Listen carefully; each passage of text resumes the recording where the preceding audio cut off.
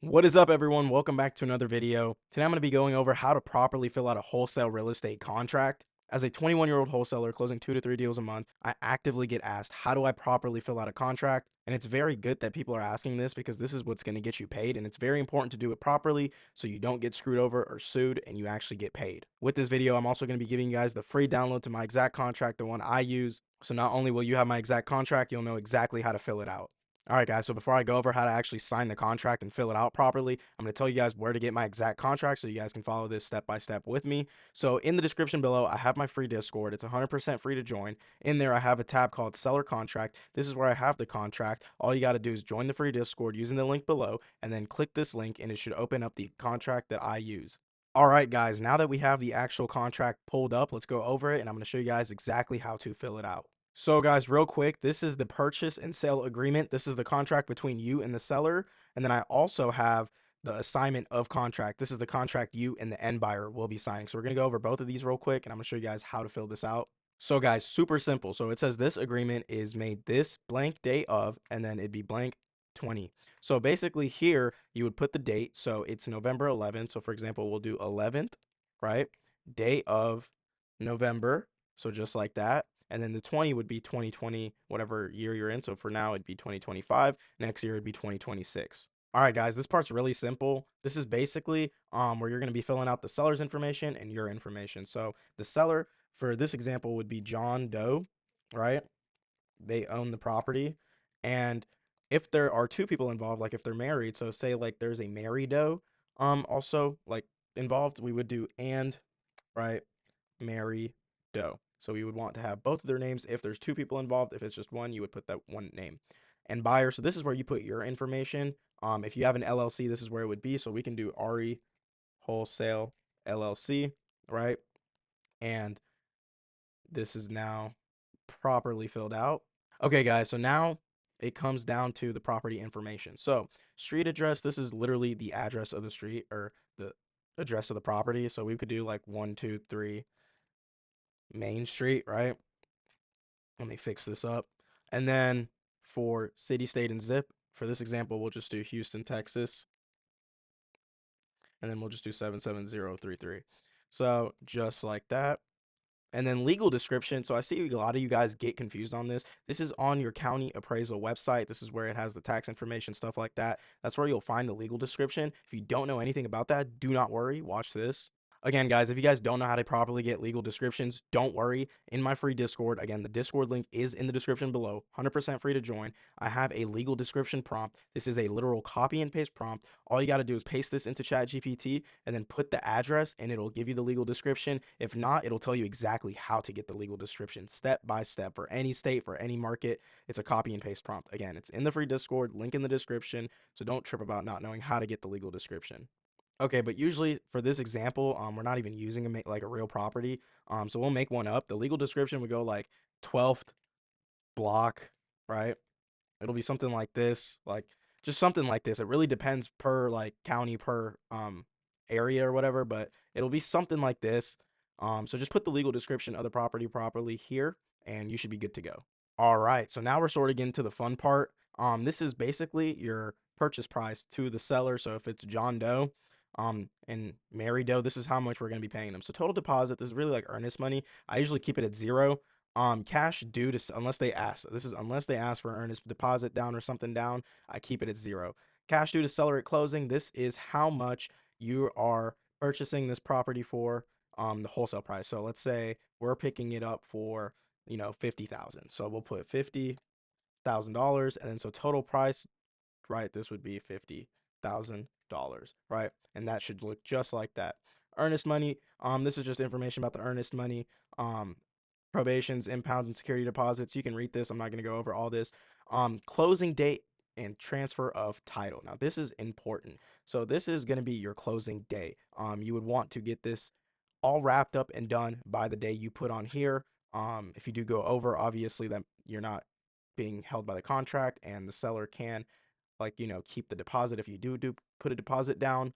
Um, so make sure you have a proper closing date. So if it's November 11th and I have a property under contract today, I would ideally do like a month out from today. So we would do like December. So we can do December, we'll do December 11th, 2025. This gives me like a month to actually find a buyer and everything and actually close on this deal. So yeah, you wouldn't want the closing date to be anything like super close. Give yourself some time just in case you don't find a buyer, etc. Closing will be held at, so this is where you put the title company. So very simple. If you have your title company, you would put it here, but for this like video example, we'll just do RE Wholesale title, right? We're sort of the title company here today. So damage to property, right? This is just some more stuff that'll keep you covered. I'm not going to go over it. Defaults, successor and assignees, access. These are all here to protect you as a wholesaler. And then, so this is the one clause that actually lets you assign the contract to an end buyer. It says this contract is assignable by the buyer, basically stating that you can assign this contract to another buyer. So this is how we're going to just middleman this piece of paper. Inspection period. This is very important. This is literally your back out clause. So say you don't find a buyer, the deal doesn't work, and you don't want to be obligated to pay cash due to closing, like 50,000, and you lose your deposit or earnest money or whatever. This is the time frame you have to back out. So I like to keep mines at 21 days. I think 21 day is a perfect amount of time for you to be able to find a buyer, know if the deal's going to work, etc. Um, So once this paper gets signed, you have 21 days to back out of this contract for whatever reason. So it's very important you put a proper day here. You can do 21 days, you can do 30 days. It can't go over your closing date though. So if I wanted to do a 30-day inspection period, I'd probably move up my closing day to like December 25th or some shit like that, right? Um, just so it lines up.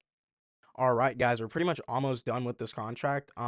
Additional terms and conditions. This is if you and the seller made any additional terms and conditions you would put here. For example, let's say the seller said they agree to pay all the back taxes or something like that. You would just put this down here, and then this is the signing part. So seller, this is the seller's side, and then buyer, this is the buyer's side. So you would just put the date, and then I use DocuSign to sign my shit. So whatever you use, I know there's RabbitSign, DocuSign. There's a bunch of signing softwares out there. You would download this as a PDF, right? And then upload it on that signing software. From there, they can just tap to click to put the date, and then the seller can tap to click to sign. If there's two, like John would sign here, Mary would sign here, tap to click, done. And then same here for me. I'd put the date and then tap to click, sign, boom, boom, done. So guys, now you should have known how to properly and completely fill out and sign the purchase sale agreement. Again, this is the agreement that is between you and the seller. Once this is all done and signed, you would send this off to title. Title will start opening the title and the process begins. Now, I'm going to show you guys actually how to sign the assignment of contract. So this is the contract between you and the actual end cash buyer. So guys, this is very important. So this is the assignment of contract. Now, this contract is what is letting us basically sell this first contract to a cash buyer to make our assignment fee. It's very important to do this properly and fill everything out so you make sure you make your assignment fee and you don't get screwed over.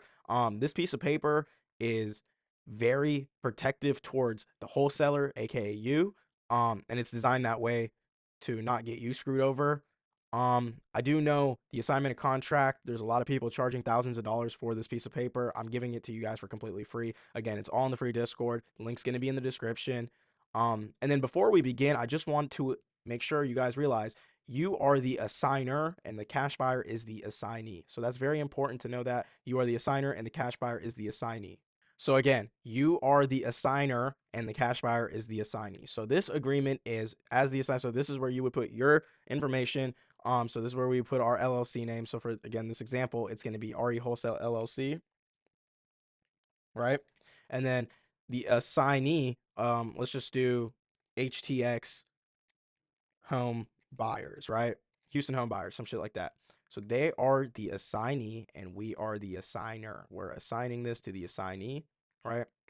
The assigner, us, has entered into an agreement to purchase real estate with. So this is very important. This is where you would put the seller's name. So there, in our case, there's two. So let's just copy paste that. So we have entered an agreement to purchase real estate with John and Mary Doe. So let's just put that right there, right under here. The contract is attached to Exhibit A. So that's the first contract, the assignment of contract. So this is some extra terms and conditions. So assignee will deliver to assigner a cashier check, money, wire transfer, deposit. Now, I always recommend you guys get some sort of deposit from your cash buyers. This just eliminates a lot of fake cash buyers out there. I like to keep it at like 1,000. If your cash buyer can't come up with 1,000 down, I wouldn't even want to deal with that. If they're putting up 1,000, I know they have money. I know they're good to go. So we take a deposit of 1,000 from our cash buyers. This is part of our assignment fee. So I'll show you how we calculate this all here in a second. All right, guys, now we're talking about the money part. So this is where we are going to be making our money, and we make sure we're going to be making our money. So it says assignee will pay assigner, aka us, you, the wholesaler, a total assignment fee of. So this is very important you do this properly. So as you can see on the original purchase sale agreement with us and John and Mary Doe, we're agreeing to purchase this property here for $50,000 cash.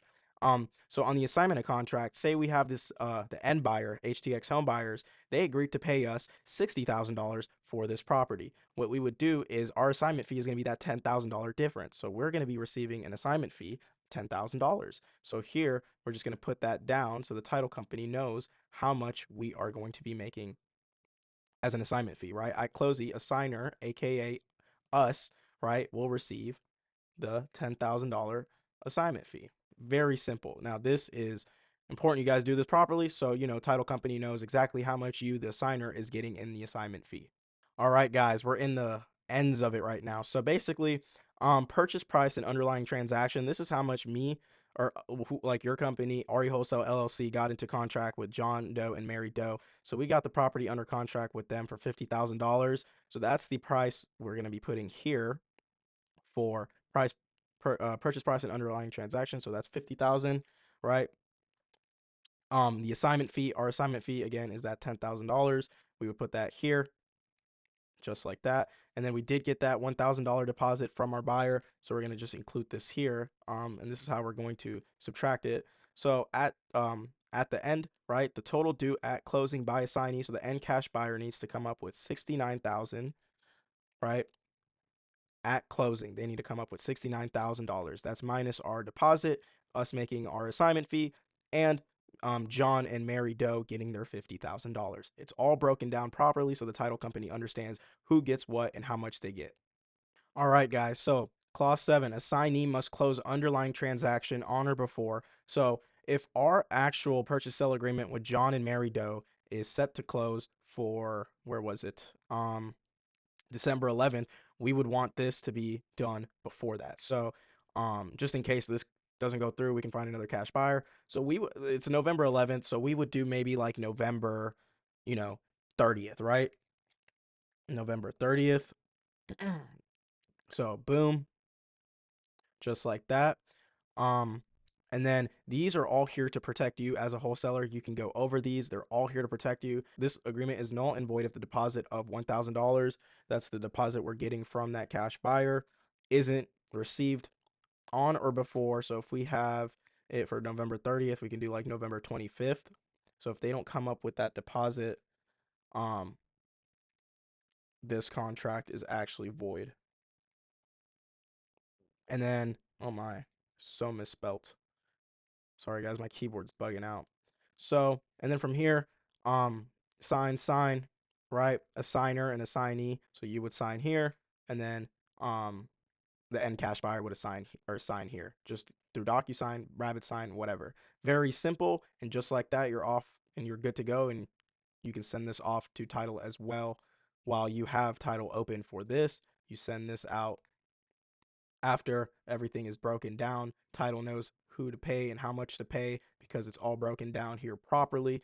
Just like that, you guys found out how to properly fill out the purchase sale agreement and the assignment of contract. Again, both of these are free in my free Discord. The link for it will be down in the description below. If you guys did enjoy this video, drop a like and a thumbs up, and I'll catch you guys in the next one.